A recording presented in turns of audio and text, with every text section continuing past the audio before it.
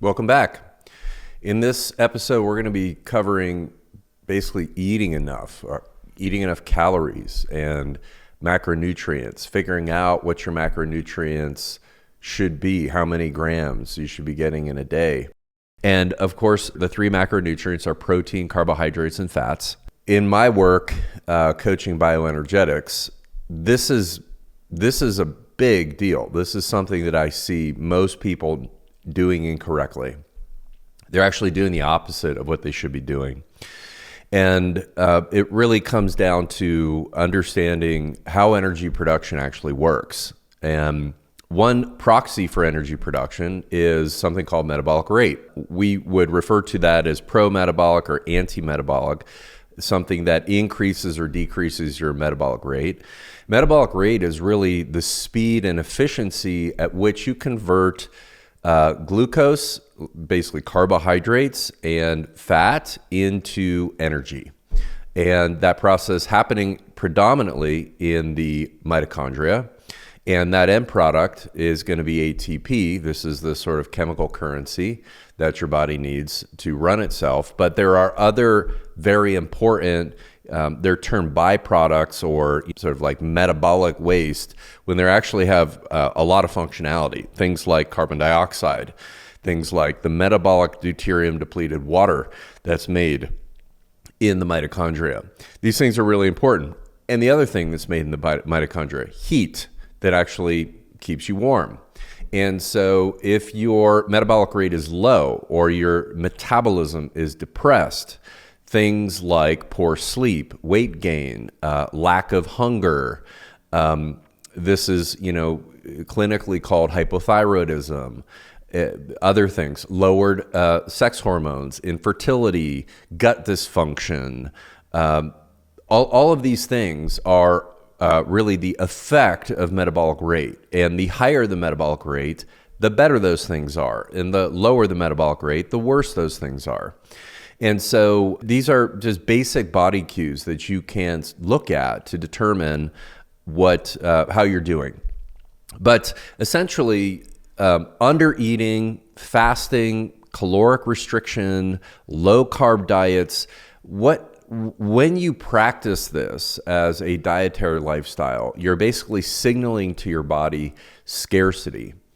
And as a protection, as an adaptation to this reduced input, the body basically downshifts and it triages its energy in the direction of survival, of putting it towards energy for your brain, for your heart, for your liver, and it sort of takes energy away from things like your sex hormone production and fertility, and other things start to get disrupted as a result of that. So we'll be talking about that in this video. Here's just a basic table to give you an idea of what some of these practices in the alternative health sphere are leading to. So caloric deficits or caloric restriction, you could throw fasting in this category, but there's many types of fasting, but even intermittent fasting. What you see across the board is lowered thyroid production and conversion. And the thyroid is basically like the throttle on the mitochondria, telling it produce more, produce less. In some cases, with energy production, the issue is that the throttle itself is broken because of these changes in environmental signals that someone's doing, like under eating. But in some cases, the problem is in the mitochondria itself, and that's another topic for another video that we will cover. Carbohydrates and low carb dieting is really, really trendy, and it's I think a very oversimplified application to a ubiquitous problem that we're seeing, which is elevations in blood sugar, elevations in insulin response, increase in obesity, and all of the downstream effects of metabolic syndrome.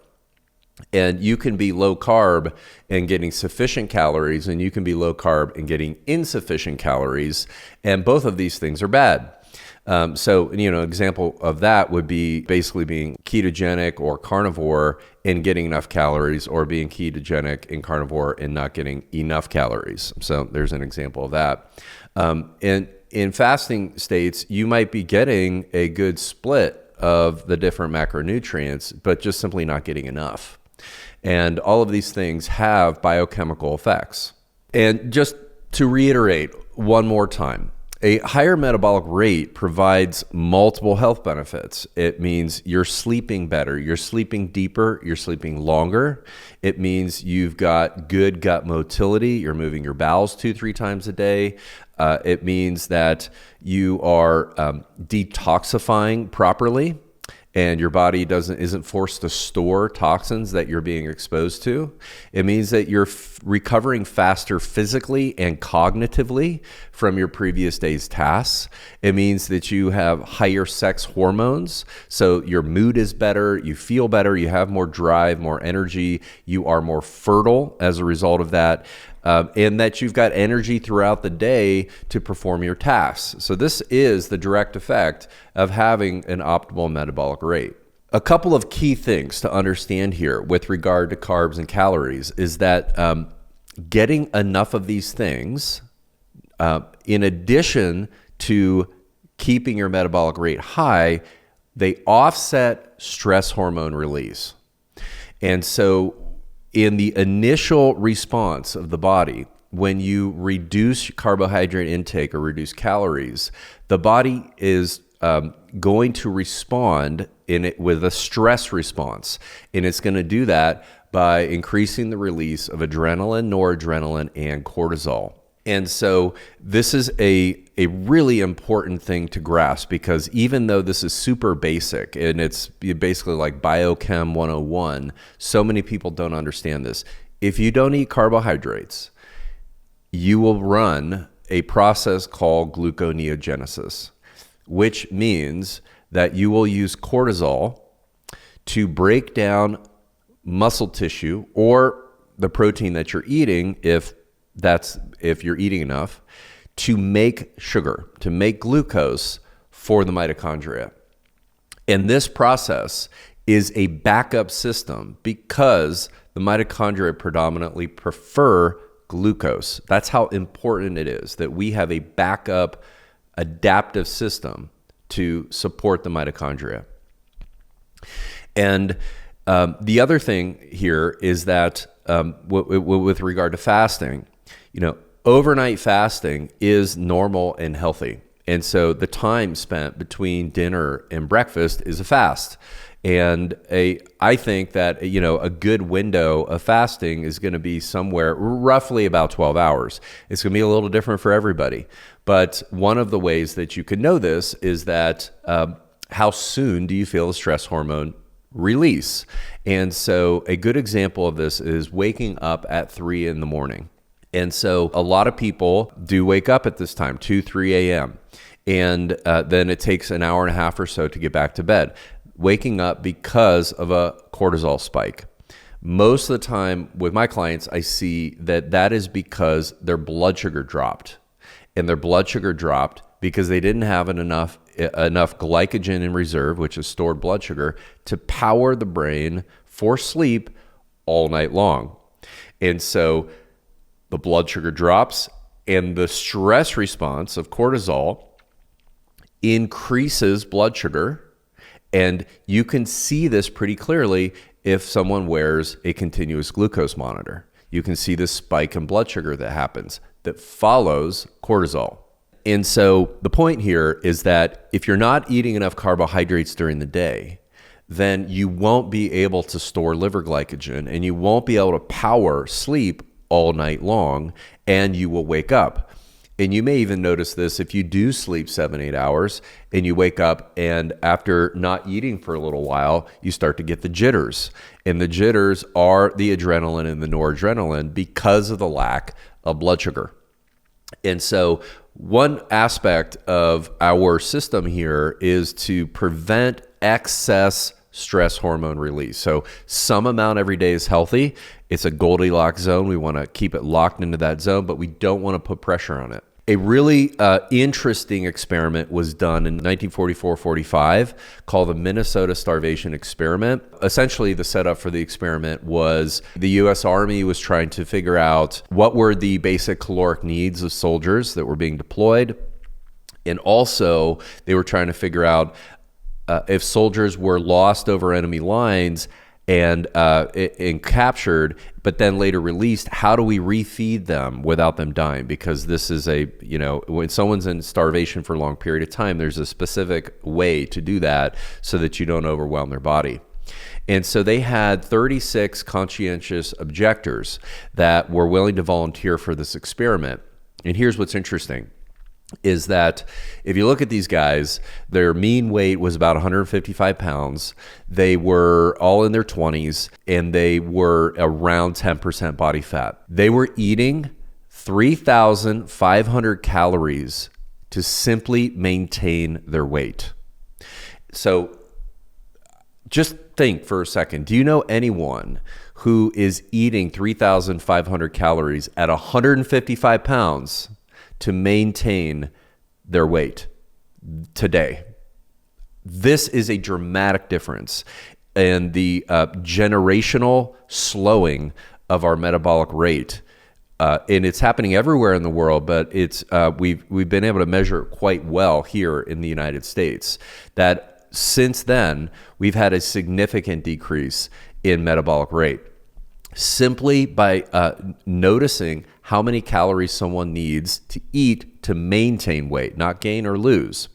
So what they did do with these guys is they cut their caloric intake down to 1,800 calories, and they noticed remarkable changes, both in body composition, but mostly psychologically. They saw things like irritability, anxiety, mood swings, depression, emotional blunting, social withdrawal. It was basically put everyone into a state of psychosis. And that is what happens if your metabolic rate slows down too much. This is just pure survival mode. The other thing that's worth mentioning here is that that go along with this decrease of calories that people are eating is that there is a documented decrease in body temperature over this same time period. So 98.6 degrees was normal in the 40s and the 50s. And now normal ranges are being readjusted 1 to 2 degrees lower because metabolic rate has slowed down so much. I did talk a little bit about this in the last video on fats and how and why linoleic acid, that's a polyunsaturated fat, has something to do with this. It's not the whole story, but it's a big part of the story. But another part of the story is simply restricting food and restricting carbohydrates. And we know for a fact that when you do this, you depress thyroid function and you increase stress hormone production. Here's a study that's showing that the ketogenic diet directly decreased plasma T3. This is active thyroid hormone. So this is after the thyroid makes it, after the body converts T4 to T3, that circulating active thyroid hormone is decreased because of the diet. HCLF stands for high carb, low fat. People that were on a high carb, low fat diet had a significantly greater ratio of T3 to T4. So this is well known that restricting carbohydrates, running gluconeogenesis, being on high fat diets or just high fat, high protein diets alone, all of these things will lower your metabolic rate and will lead to those effects that I was talking about before. So you may be asking yourself, how do you know what your metabolic rate is? Well, there's a few ways to tell. If you want, the way that it's done in research settings, and you could do this if there is someone has one of these devices nearby you, it's called indirect telemetry. And basically what's done is they are measuring the amount of CO2 that you exhale over, say, a 10-minute period of time. Why are they measuring CO2? CO2 is a byproduct of metabolism of the mitochondria. And so that CO2 you're exhaling is coming from the mitochondria. And burning sugar produces 50% more CO2 than does fat. In other words, burning sugar is increasing the metabolic rate, because as CO2 increases, so does ATP production, energy production, and so does metabolic water. So it's a proxy, because you can't actually, it's very difficult to measure total ATP content outside of a very specific research setting. The next thing that you could do, these are sort of at-home methods, is you can measure your body temperature first thing in the morning, right when you wake up, before getting out of bed, and 30 minutes after eating. And you want to see your body temperature very close to 98.6 degrees when waking. And, you know, it could be within, say, half to a degree cooler. And then after you eat, especially if you're eating carbohydrate, you should see your 30 minutes later, your body temperature rise to 98.6. Another way that you can do this is by using something called the Catch-McCardle calculator, where you have to input your age, your gender, your height, your weight, and you need to know your body fat percentage, and it can give you a calculated amount of calories that you would need to maintain body weight. And the most basic and dirty way that you could do this is just by listening to your body's cues. Are you hungry? Are you hungry when you wake up in the morning? Do you feel cold? Are you gaining weight? These things are all cues to your metabolic rate. So let's get into macronutrients and talk about how to set these up properly to optimize energy production. The three macronutrients are protein, carbohydrates, and fats. And the big thing here to understand is that protein is providing structure for the body, and carbohydrates and fats are providing energy. And we want that energy to be produced predominantly from carbohydrates. So the easiest place to start is with protein. And I use Mino Henselman's work, who is a fitness instructor and a bodybuilder. And he has done a pretty comprehensive overview of the literature on how many grams per pound of body weight does one need to eat to be maximizing athletic performance. And so this is the result if you're active. And he found that it's between 0.6 and 0.8 grams per pound of body weight. And that is if you are not obese. And so if you are, there are different metrics, medical metrics for obesity with males and females. It's a different body fat percentage. And if you are, then what you're basically eating for protein is based on your lean mass, okay, not on your total. And so if you are just shooting middle of the road, that's 0.7 grams per pound. I go for 0.8, but if you want to shoot middle of the road, 0.7. And so that's pretty straightforward. You just figure out your body weight, multiply it by 0.7, and that's the amount of grams per day that you would want to eat. And then you would want to split that over 3 or 4 meals. Next, we need to look at carbohydrate intake. And there's 2 things here that are sort of driving how we calculate the amount of carbohydrates you want to eat. One is minimizing that stress response by optimizing energy production. And so what the research shows is that you want at least a 2-to-1 ratio of carbohydrate to protein. So just to make it easy, if you are eating 150 grams of protein per day, you're aiming for at least 300 grams of carbohydrate per day.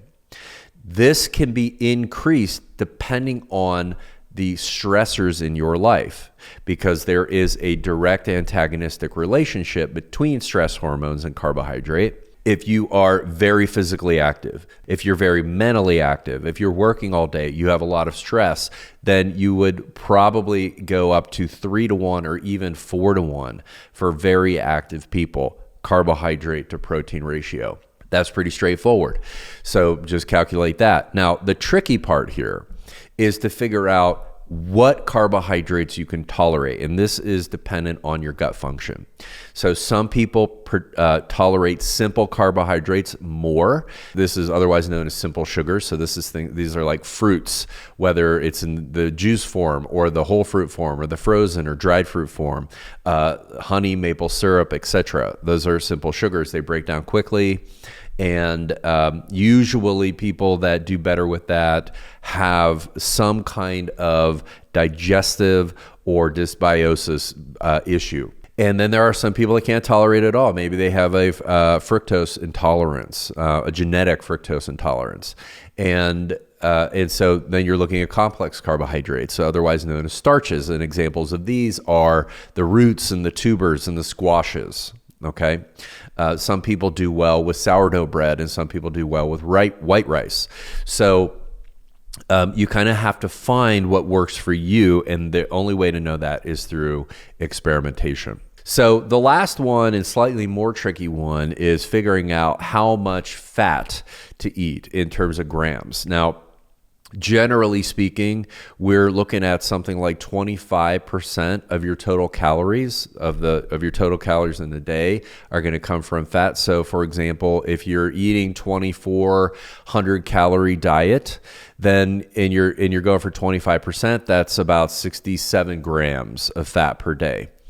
Generally speaking, if you are less good at burning sugar, you are less insulin sensitive, then you would want to reduce fat. This sounds counterintuitive. You want to reduce fat and increase carbohydrate.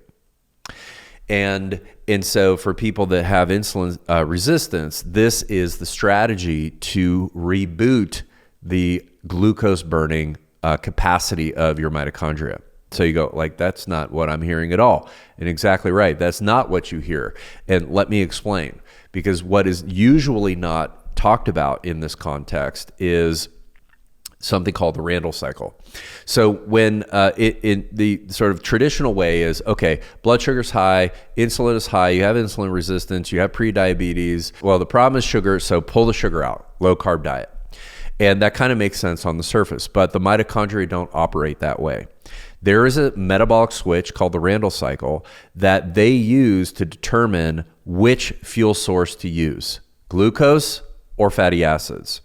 And if the amount of circulating fatty acids in your blood crosses your personal threshold, the mitochondria are going to burn fatty acids. Okay? So as I talked about before, that's going to slow down your metabolic rate.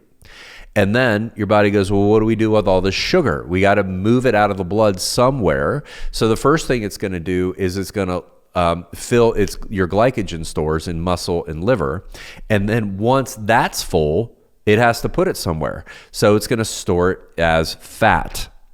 But if you remove the fat, you lower fatty acids so that the Randle cycle doesn't switch on, we're going to force glucose burning. And you will lower blood sugar. And what's become sort of low-key popular in some alternative health circles is a sugar-only diet. I actually know some people and have coached some people through this, and I have seen their blood work dramatically improve just by burning sugar, just by eating sugar. And we're talking like 400 or 500 grams of sugar only throughout the day. Now, I'm not suggesting that you do this, but it was, and I had them measure, we looked at fasting blood glucose, fasting insulin. We looked at A1C over a 3-month period. We looked at triglycerides. Everything improved. Everything was better. And so this is a really important concept to get. If you're trying to improve your sugar burning capacity, lower the fat intake. And so in some cases, you want to lower that below 20% even to get really good responses. Now, as you increase metabolic flexibility, as you're able to burn more sugar, you can increase your fat and lower your carbohydrate down. And so at some point, you may want to get up to, say, 35% of your total calories being fat. Again, this all is personal experimentation. Okay, so just to recap, make sure you're getting enough food, you're eating enough calories, make sure that you've got a good macro balance for your lifestyle. Make sure that you're really not fasting more than, say, 12 hours. If you are hungry in the morning, that's a good sign of healthy basal metabolic rate. Figure out your protein intake, at least double that for carbohydrates, find the right amount of fat. And I think the last major point here is that you want to eat consistently throughout the day. 3 or 4 meals at roughly the same time every single day. I know too many people that are just putting it off. Eating's a nuisance, eating's getting in the way, I'm rushing, and cutting out a meal is the first thing they do. Or they are busy parents and they're not eating because they're trying to get their kids fed and out the door, or they're trying to get their kids fed and off to an activity. Thanks for tuning in. And in the next video, we'll be talking about micronutrients.